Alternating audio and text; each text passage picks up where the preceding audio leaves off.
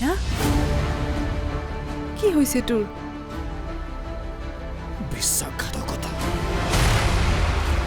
তুমি কিন্তু মোক কথা দিব লাগিব ৰুদ্ৰই যদি খঙত মোৰ দাঁতটো ভাঙি দিয়ে তাৰ পিছতো কিন্তু মোক বিয়া পাতিব লাগিব এনি টাইম মানে কমেডি তোমাৰ যি বিশ্বাসেৰে আপুনি মোক এইখন ঘৰৰ বোৱাৰী কৰি আনিছিল সেই বিশ্বাস মই ৰাখিব নোৱাৰিলোঁ বৰষাৰ অপৰাধ কি জানা মা তাই নিজৰ পৰিচয় লুকুৱাইছে আমাৰ পৰা কোন মাকৰ সন্তান তাই নিজে নাজানে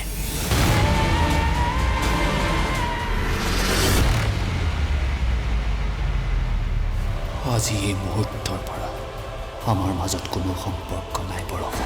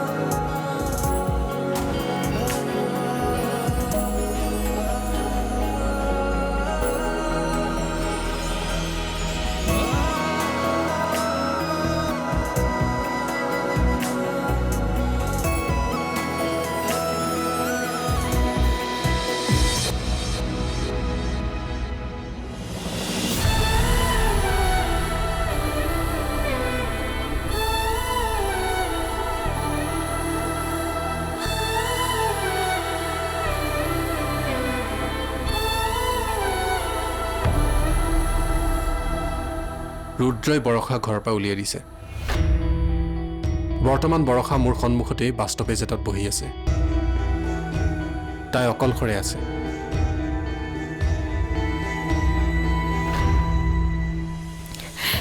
মোৰ মনে কৈছে তুমি আহিবা আৰু মোক উভতাই লৈ যাবা মই ইয়াতে ৰৈ থাকিম মোৰ বিশ্বাস আছে তুমি মোক বুজিবা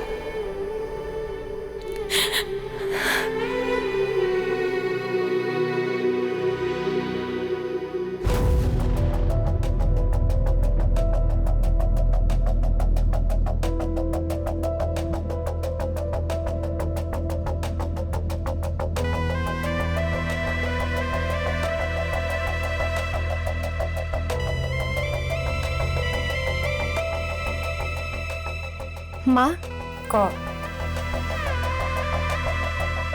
বাক ঘৰৰ পৰা উলিয়াই দিলে কি ক'লি অ মা বাক ঘৰৰ পৰা উলিয়াই দিলে কোনে উলিয়াই দিলে ভিনদৈয়ে কিয় বা অনাথ বুলি গম পাই ভিনদৈয়ে বাৰ লগত তেনে কৰিলে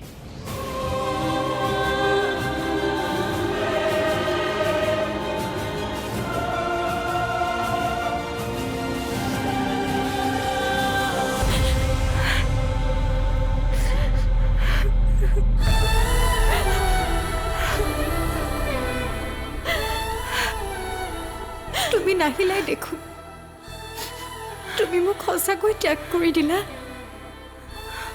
তুমিতো বাদেই দিয়া মা ইচ্ছা কোনো নাহিলে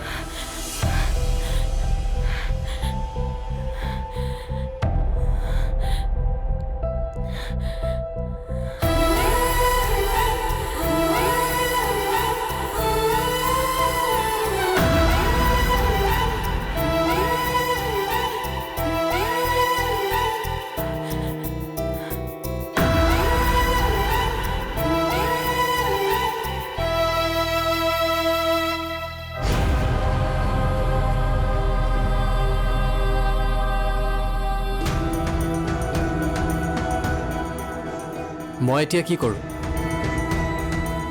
ঠিক আছে মই বৰষাৰ পাছে পাছে গৈ থাকিম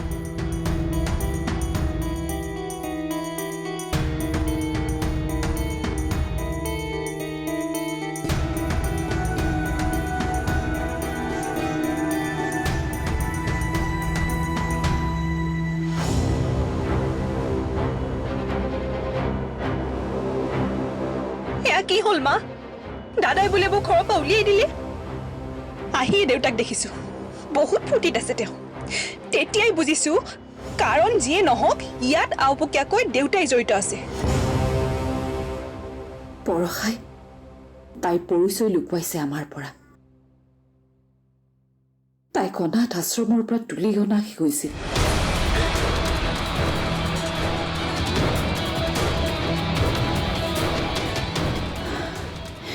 যি হ'ল হ'ল। এতিয়া আমি কি কৰিব পাৰোঁ সেইটো চিন্তা কৰ।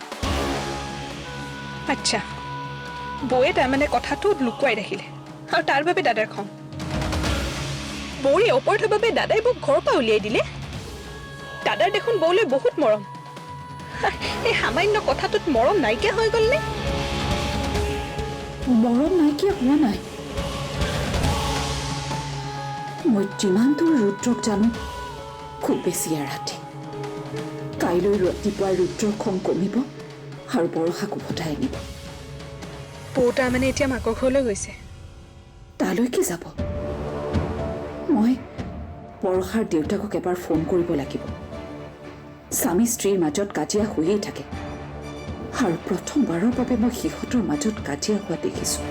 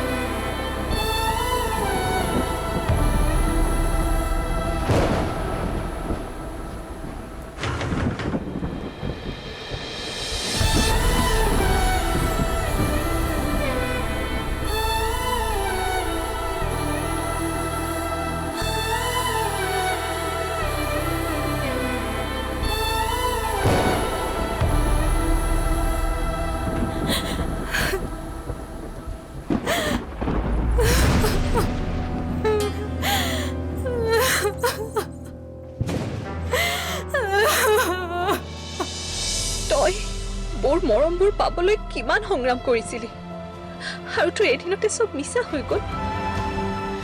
আৰু উলিয়াই দিয়াৰ অধিকাৰ জানো তোৰ আছে? তই বৌক বিয়া কৰাই আনিছ, অগ্নি সাক্ষী কৰি গোটেই জীৱন একেলগে থকাৰ প্ৰতিশ্ৰুতি দিছ। তাৰ পিছতো তই বৌক কেনেকৈ উলিয়াই দিব পাৰ? বৰষা যেতিয়া নামে, বৰষা যেতিয়া নামে।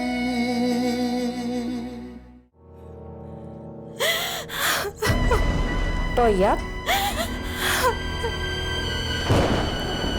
কি হ'ল? কিয় কান্দিছ? মোক ৰুদ্ৰই ঘৰৰ পৰা উলিয়াই দিলে মা।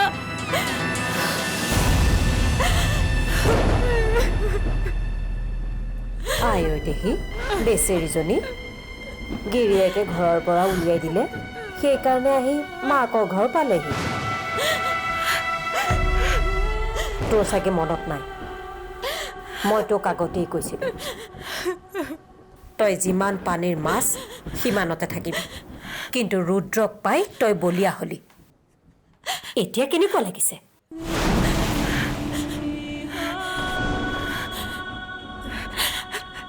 দেউতা ক'ত? তেওঁ ঘৰত নাই। ৰ'দালি? তাইও নাই। মই মিছা কথা কৈছোঁ। দুইজন ঘৰতে আছে, ৰ'দালিও আছে, দেউতাৰো আছে, কিন্তু সিহঁতে তোক লগ কৰিবলৈ বিচৰা নাই।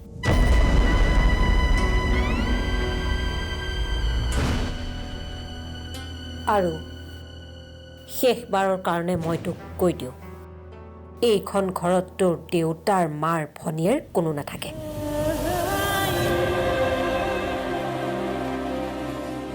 এই মুহূৰ্ততে এইখন ঘৰৰ পৰা ওলাই যা, ভৱিষ্যতে আৰু কেতিয়াও ইয়ালৈ নাহিবি।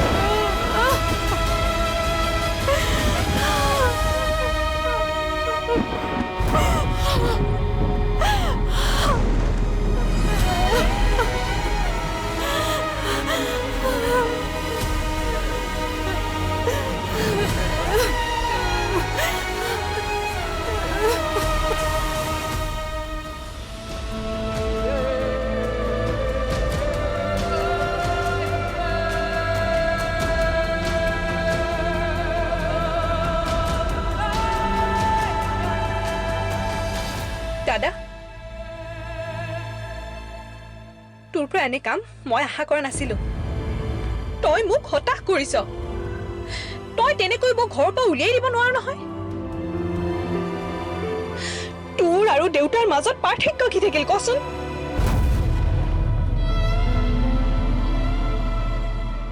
দাদাও চা তহঁত দুটাৰ মাজত কিবা সংঘাত হৈছে তই কাজিয়া কৰ খং কৰ কিন্তু ঘৰৰ পৰা উলিয়াই দিয়াৰ অৰ্থ কি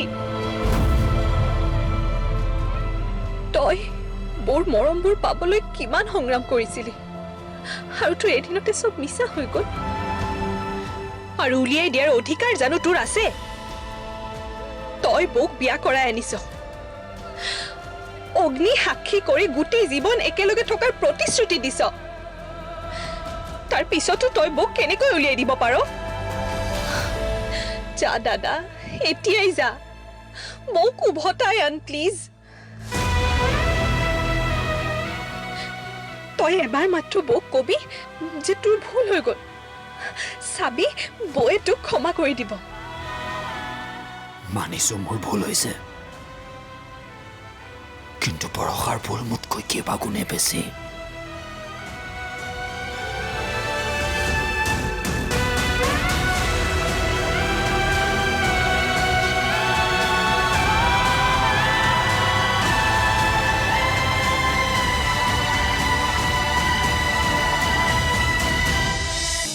কাক ফোন কৰি আছা মা বৰষাক লাভ নাই মই কেইবাবাৰো ফোন কৰিছো ফোনটো লগাই নাই দেখোন এই ৰাতিখন বৰষা যদি ঘৰলৈ যোৱা নাই তেনেহ'লে গ'ল ক'লৈ সেয়াইতো মোৰো চিন্তা হৈছে মা বৌক কোনেও বিচাৰি পোৱা নাই ৰুদ্ৰ ক'ত দাদা ঘৰত নাই বৰষা যেতিয়া নামে বৰষা যেতিয়া নামে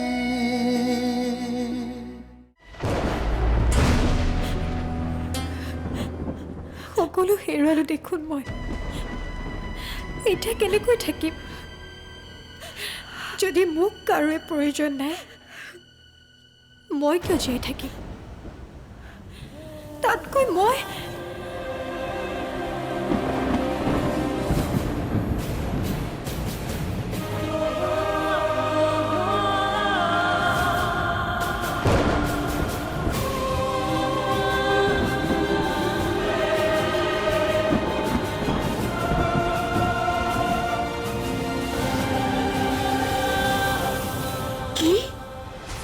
মা মা বৌ ঘৰতো ৰখা নাই উলিয়াই দিছে ঘৰৰ পৰা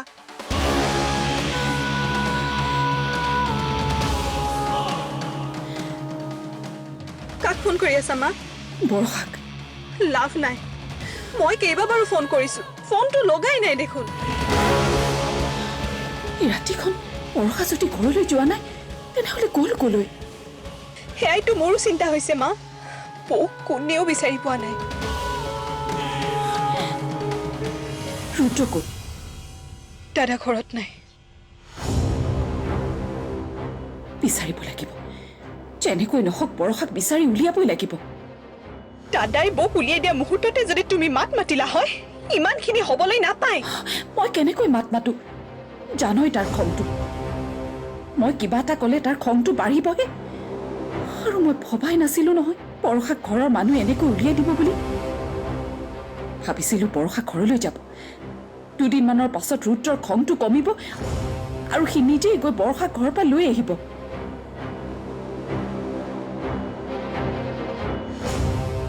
দেউতা সফল হ'ল মা দেউতাই যি বিচাৰিছিল সেয়াই হ'ল দাদা আৰু বৌ পৃথক কৰিহে এৰিলে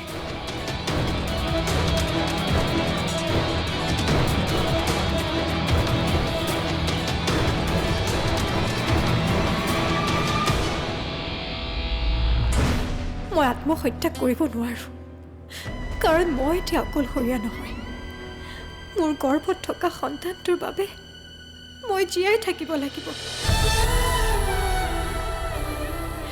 কিন্তু ভাবি পোৱা নাই এয়া কেনেকৈ সম্ভৱ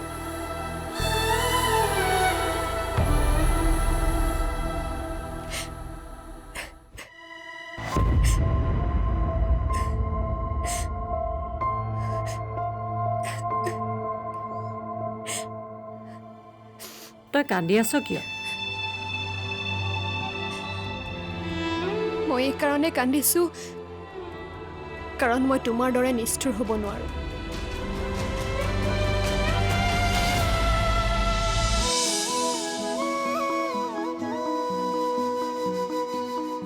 এপাহি আলসুৱা উশাহৰে ফুলে ডাৱৰৰে তুলিকাৰে ছবি আঁকি ফুৰে মৰুভূমি উজলোৱা বালি চন্দাৰে জোনে চিকিমিকি তৰা বলি দুচকুতে ৰুৱে বৰষা যেতিয়া